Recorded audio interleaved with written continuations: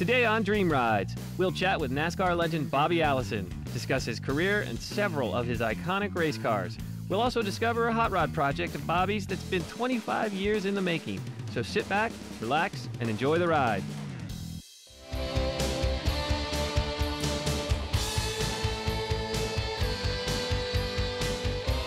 You know, the coolest thing about hosting Dream Rides is you get to meet and interview your heroes, the legends of cars, racing, high performance, and all that. And I get to be here with you.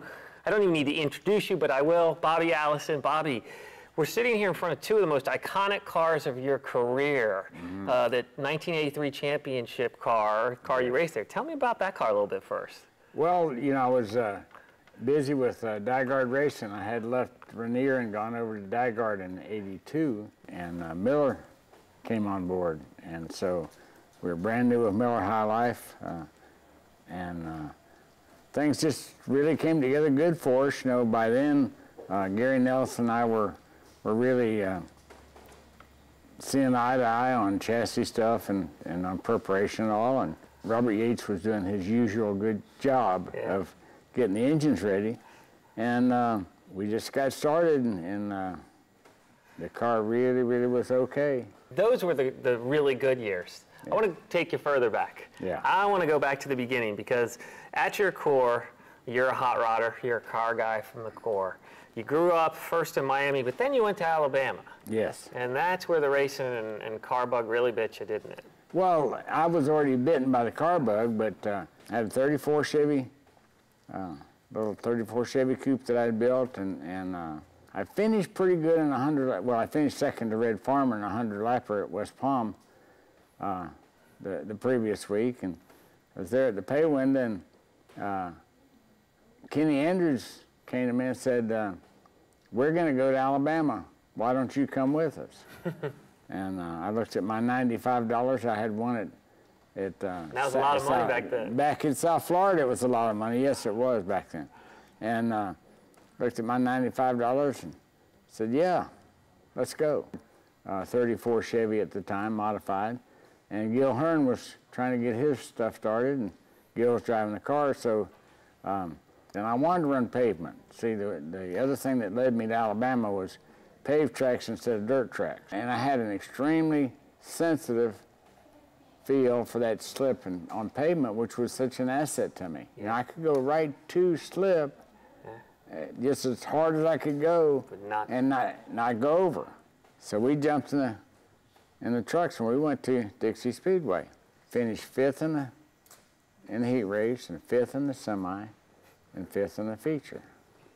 Wow. And I told Donnie, I said, Donnie, I'll go to the pay window and get her a couple bucks, and we'll grab a hamburger and we'll sleep in the truck on the way to Montgomery. Went to the pay window, the guy gave me $135.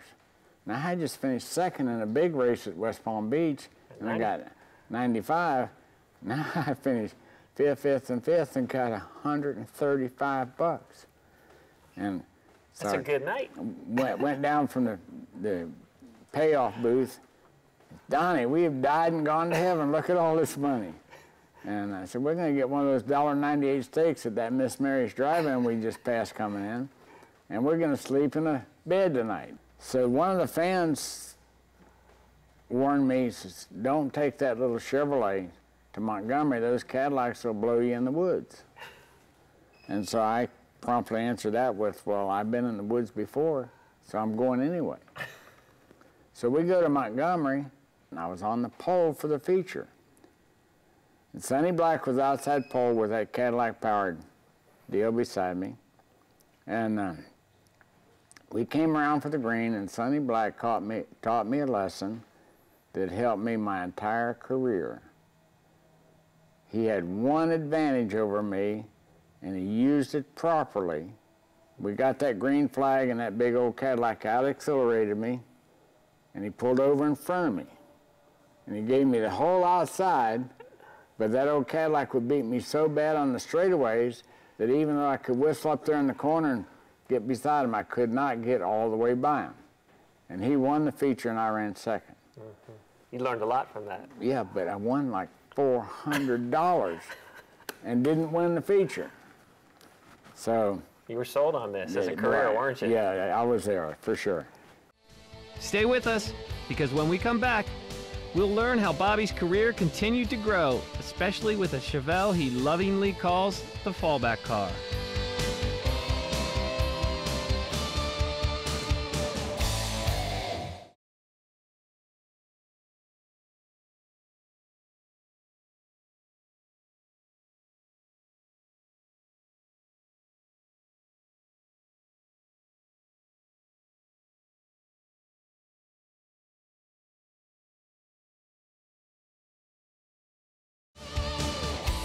This edition of Dream Rides, presented by Steel Rubber, is being brought to you by ARP, the world leader in fastener technology.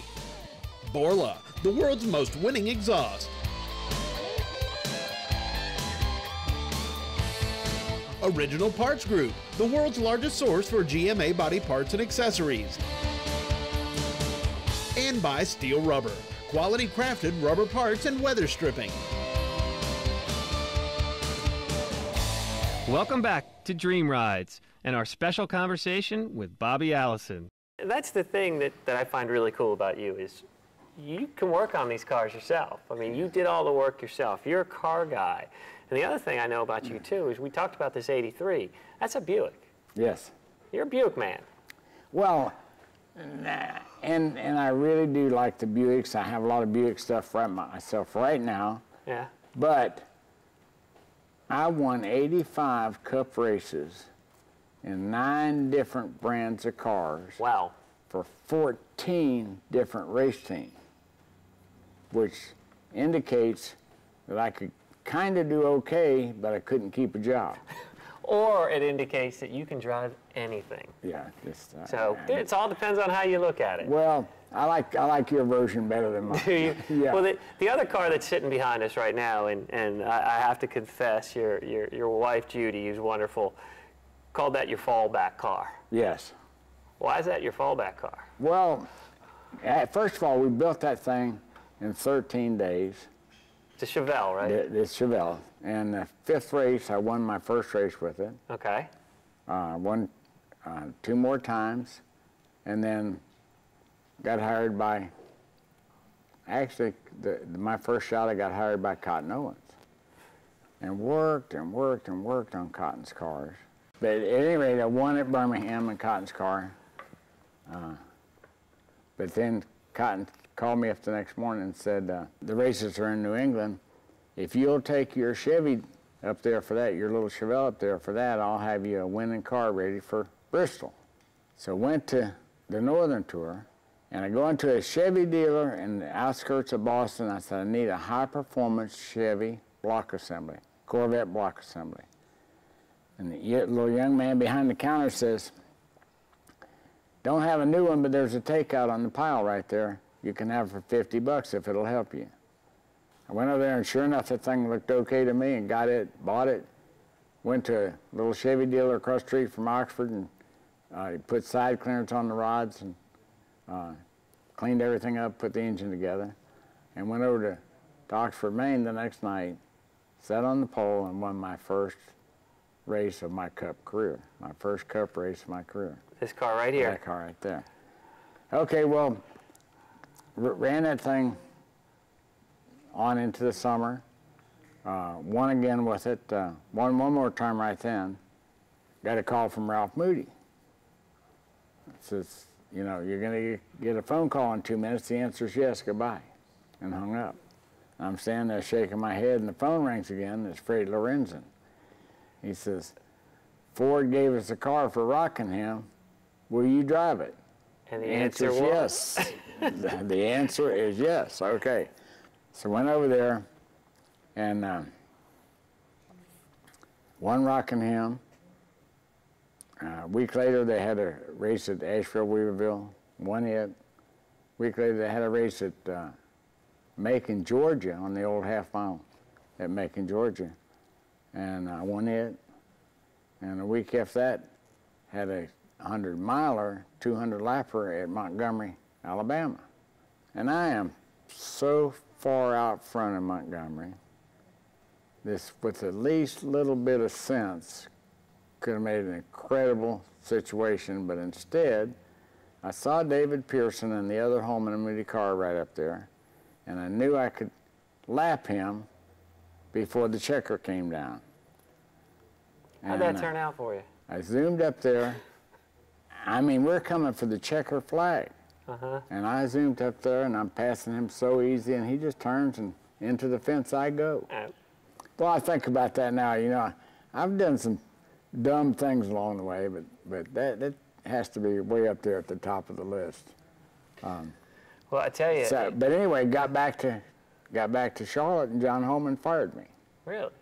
4 years later, Ralph Moody hired me again. And at that time, I won 9 of the last 19 races of the season, and John Holman fired me again. And I said, went into his office, and I said, John, what am I doing wrong? You know, I really felt so good. Finished the season, man, we'll murder him next year. John, what am I doing wrong? He said, you're Ralph Moody's friend, and I hate Ralph Moody, and I'm the majority stockholder of this, and you're fired. And there I was. That was it. So I was out again, back to the fallback car. Yeah. Well, this is your security blanket. This is your first Cup win, and when things don't go well, we go back to what we're comfortable with. And it's been quite a stroll down memory lane with Bobby Allison. And when we come back to Dream Rides, we'll learn all about his all-conquering Coca-Cola Mercury. So stay with us.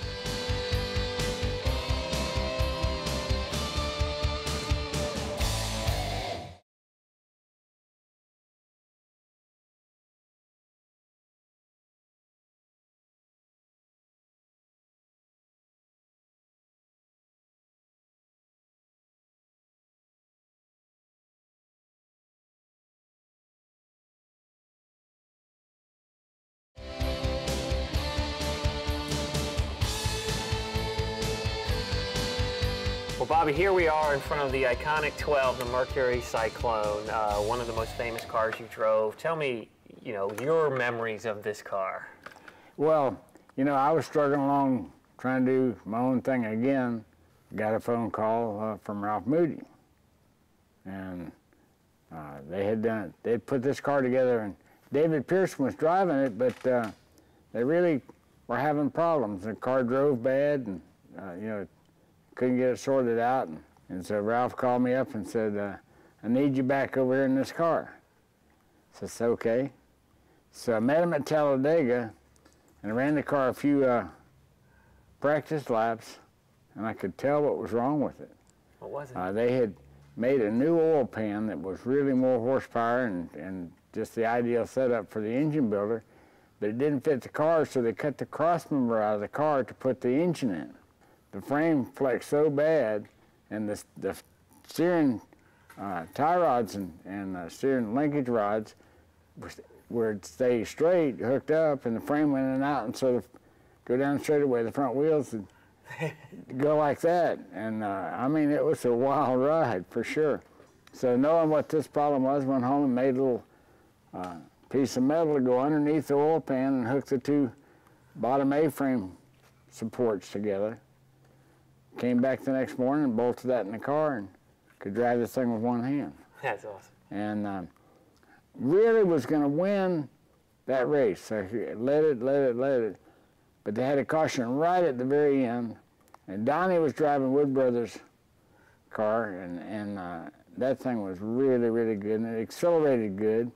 And so we had a caution right at the end, and Donnie beat me on the restart, and Donnie got far enough away that he beat me back around for the win. I ended up second. But then I won, out of the next 9 races, I won 6 of them in that car, 2 in the Ford Torino that they had, and then ran 2 other races in my own Dodge with Ralph Moody as the crew chief, as the pit boss, and won those races.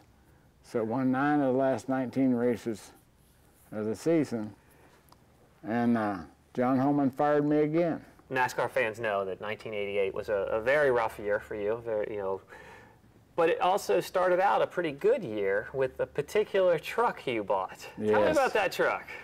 Well, I was a fan of some of the older stuff, and I had by then had a collection of of older cars and trucks, it was pretty nice.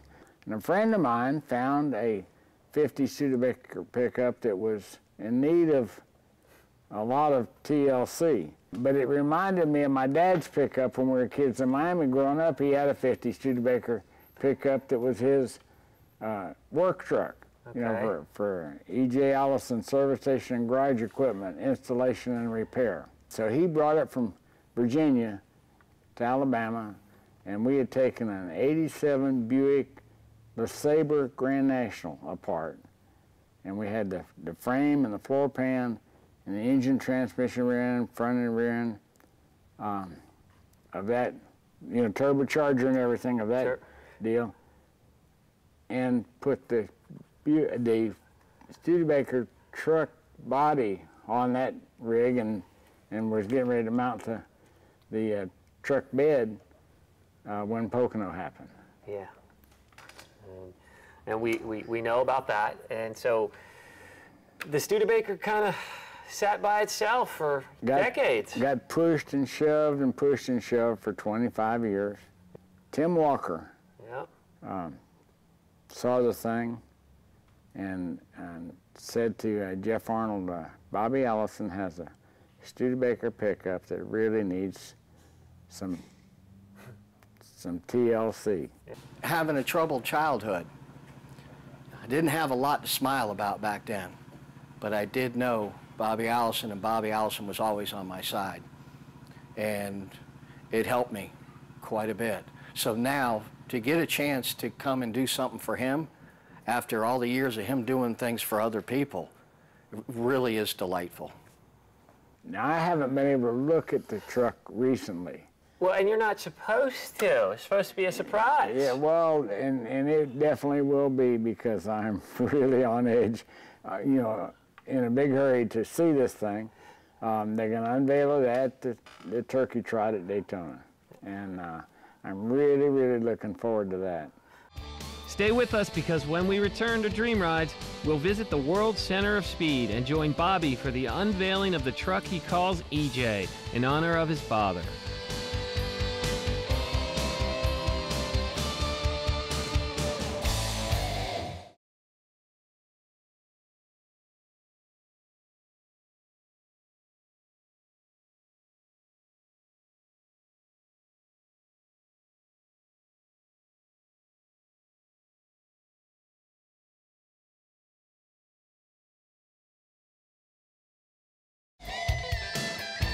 This edition of Dream Rides, presented by Steel Rubber, is being brought to you by ARP, the world leader in fastener technology.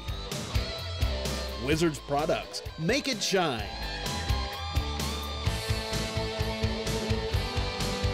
Stage 8, the world's best locking fastener. And by Steel Rubber, quality crafted rubber parts and weather stripping. The customization of Bobby Allison's Studebaker pickup truck has been undertaken by Jeff Arnold's Our Dream Auto Restorations with the help of his shop manager, Dave Chamberlain. Dave called me, he was at a local car show, and he said, hey, Tim, Bobby's here. Do you think I'll get his, what if I mention the truck? And I said, if you mention the truck, you will get his attention. So he called me back. He said, I mentioned the truck, and I got his attention. And so it started from there with Dave and I. And then we had a meeting, and then Jeff jumped aboard, and thank you, Jeff, from the bottom of all our hearts. And so after dinner, everything got going, and everything just started falling into place.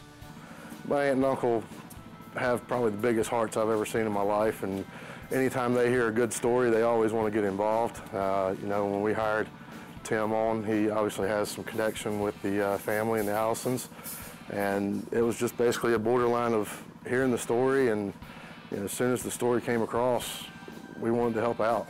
I didn't know a whole lot about his background and what he'd been through until I got to meet him, and after getting to know him, he's just a really super nice guy, do anything for anybody, so why wouldn't we do something for him who's been through so much? So this is a very emotional build, and it's brought Bobby and I closer together, and Bobby's found new friends in the shop, and Dave, Dan, Jeff, Manir, everybody. And it's been a very, very fun deal. I knew a little bit about Bobby Allison, but I didn't know much about this project or as much as he's been through in his life. So coming into the project, I really got to learn about his family history and how much that man has been through and how much he has done for the racing community. I've done one of these projects previously for Make-A-Wish, so I kind of knew the channels you needed to go through to get people to step up and donate some stuff. And even if they couldn't donate completely, a lot of times you can get stuff at a really, really nice discount. The pickup will have a special paint scheme of red and gold, and award-winning airbrush artist Kent Ford was brought in to add his unique style to everything, from the horn ring to the air intake, even to the underside of the hood. An artist did an actual painting of it. They just put a simple gold stripe down the side. And I just said, we got to make this a lot prettier than that. So I came up with the design in my head. And this stripe here is actually going to be on the outside of the truck. But we just made it to where it looked like it comes inside the hood, so when you open it, you get an effect. And then it's got the scoops in the back, which you'll see, that are actually, they're not real scoops, but they're airbrushed to look like some kind of NASCAR scoop or something like that. Originally, in the original drawing, they had the BA, this here, on the back of the truck. And because it's a linen, because it goes out like that, I just didn't think it looked good in the back, so I wanted to put it like more in the doors and incorporate it there. So, and just to kind of tie that in, I put that A into the graphics. And it's actually following the body lines of the vehicle. And it just worked out that way. Anybody that's ever built a truck or a car like this will know what this truck is worth and what it costs to do it. We're not going to get into dollar figures because that's not what it's about. It's all about finishing a project for Bobby and making this man happy. The day after Thanksgiving, the infield of the Daytona International Speedway was chock full of fans who came out to enjoy the 41st annual Turkey Rod Run. Quite a few gathered in the garage area, along with Bobby and his wife Judy, waiting for the cover to be lifted so they could see the truck that has been 25 years in the making. Unlike the TV shows, it didn't happen in 7 days, it was 7 months. But like the TV shows, Monday night before we loaded the car, we were putting the door panels on it at 9:30. I think we can go ahead and let them have a look.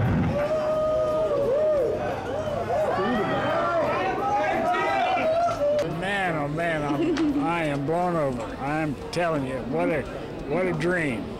I saw some of the preliminary preparation, and I thought that I really knew the deal. But you didn't. But I didn't have any idea how nice this thing finished up. Actually, I envisioned a nice little piece, but nothing to this. This is so far beyond my dream back then. But this really, really is special. A special ride for a special man, who then spent the rest of the morning meeting and greeting the fans who have followed him throughout his incredible career. That's it for this episode of Dream Rides, and that's also a wrap for the season. We hope you join us again when Dream Rides returns. Thanks for watching.